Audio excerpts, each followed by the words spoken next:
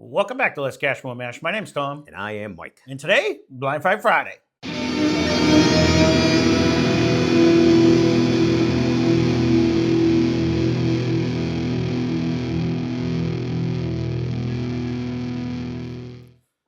what are we doing for Blind Fight Friday today? Blind Fight Friday today, that should be the thumbnail. Blind Fight Friday today, we picked two samples out of our sample pool collection, and we put them head to head to see which one they are. Again, some of these samples have been since we started this channel, going back a couple years now. And so, some of them are ones that I recently put in, and I've been trying to pick like two bangers against each other or a suggestion that you guys make. This could be one of them.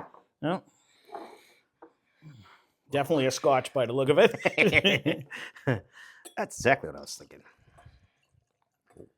We'll probably still try to guess type and proof and price, but I don't concentrate too much on that right now because of the fact that it really doesn't matter. We're really just looking to see, do we like glass one over glass two or vice versa? We've been off a little bit lately. Yeah, you know what? Sometimes, the funny thing is I did notice, and it's going to be like that today too, because again, the temperature keeps going warm, cold, warm, cold.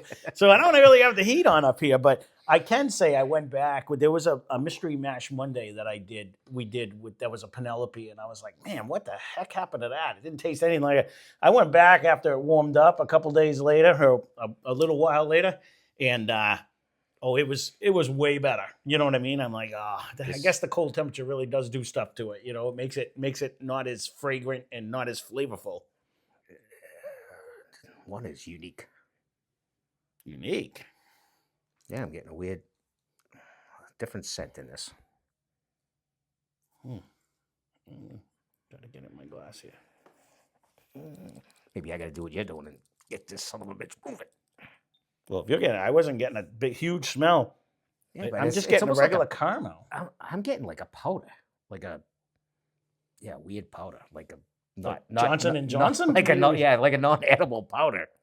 Oh, goody! I'm glad that's your glass. My wife was mad at me, so thanks for taking that one.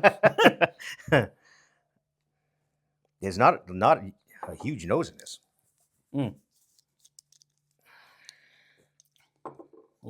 There's a palate though. Goodness. So again, you're gonna see the thumbnails. You're gonna see. I'm gonna run the B-rolls on here. We have no clue what this could be, but there's a little bit of something on that one right there. I can tell you that. Might even have like a nut finish. Nothing that I had in my nose. Nut, but I don't think I disliked any part of that one. No, it's day and night. I was like kind of dreading.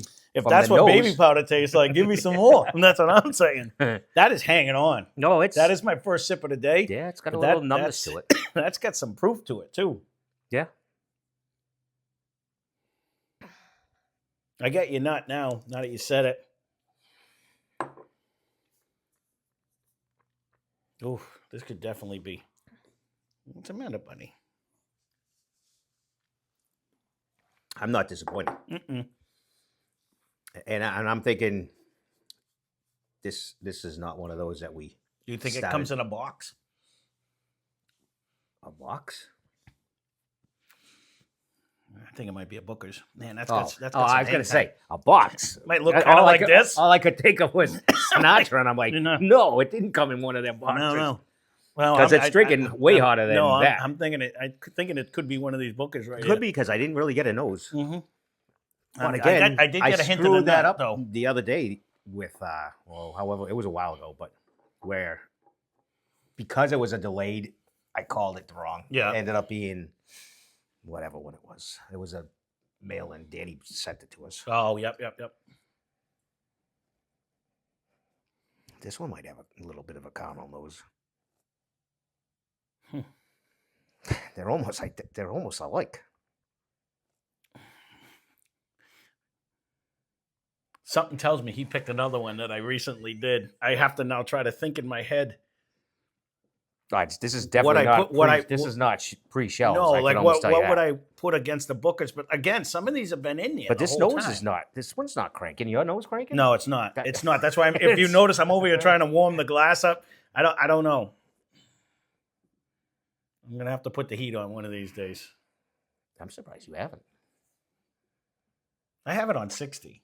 Oh. It was like 70 a couple days ago. You know what I mean? put it to where, well, I got old people in ours too, so they're either freezing or she's menopausing out. Ooh. Now that one has a different taste.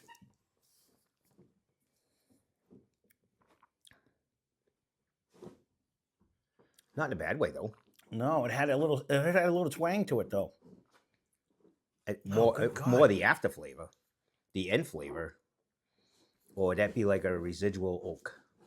I don't know. know. It coming off It had of- almost like a. Coming off of one, it's I almost had like a hint of like it's a high rye or a rye flavor in, yeah. in the end of my, right before I swallowed it, which wouldn't make sense why I would do that.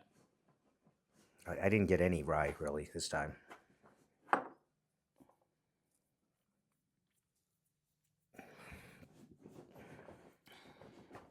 Sorry, my dog's going nuts on his mat over there. Yeah, this has like a little twang of a rye to it. Someone just asked me for something. Could this be the Knob Creek, that burr rye we did? We can go head to head now. It does have a more of a numbing sensation in 2 than 1. Way more actually. There's a nice caramel coated nut coming out of glass number 1 right now. But I wouldn't have put that up against a Booker's. Someone did ask recently to have one put up against that, but I thought it was a rye he asked me on. Those 1 to me is now better than 2.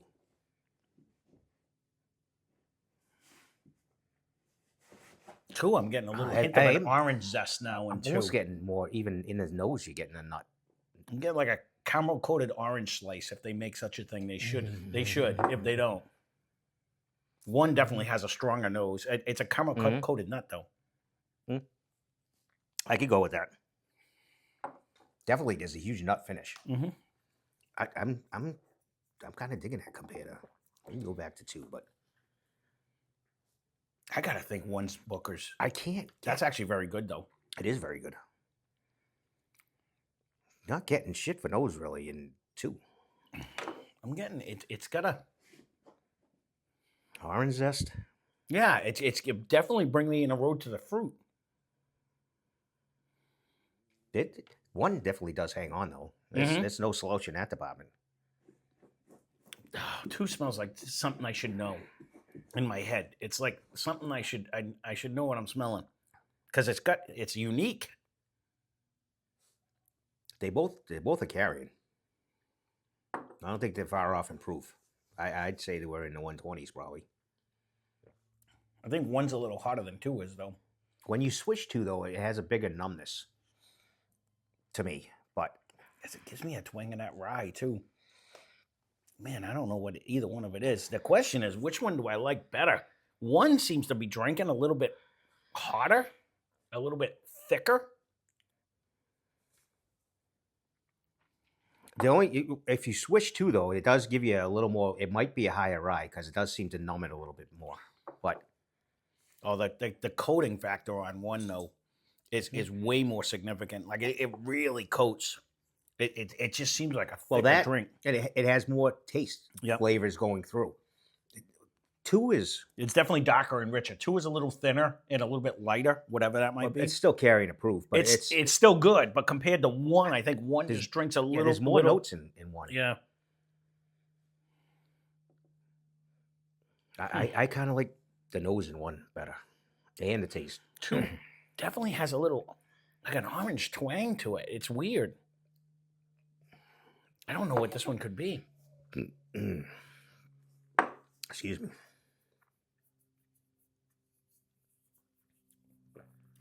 It's definitely drinking way softer than 1 does. I don't know why I would have put this together. 2 is way softer in it is actually softer. And it's thinner in the mouthfeel.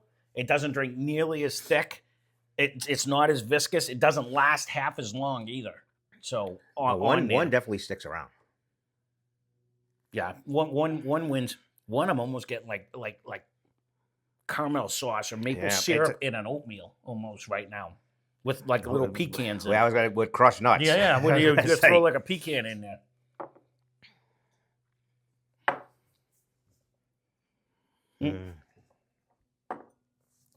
I don't know what it is, but I'm definitely going glass one.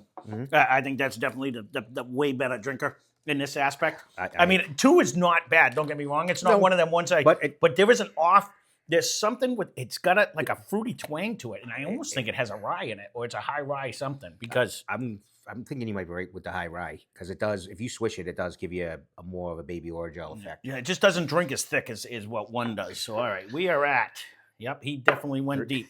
354 from me. 354, 353. So we'll see what this one is. Definitely ones that I just put in. Okay, that would make perfect sense on that.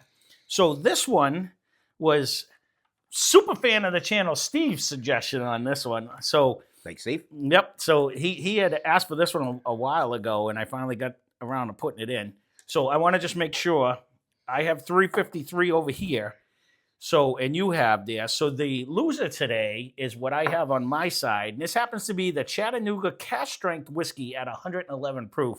We got it for $49.99. And that makes sense because Chattanooga's the one with that crazy mash bills all the time. They got the things.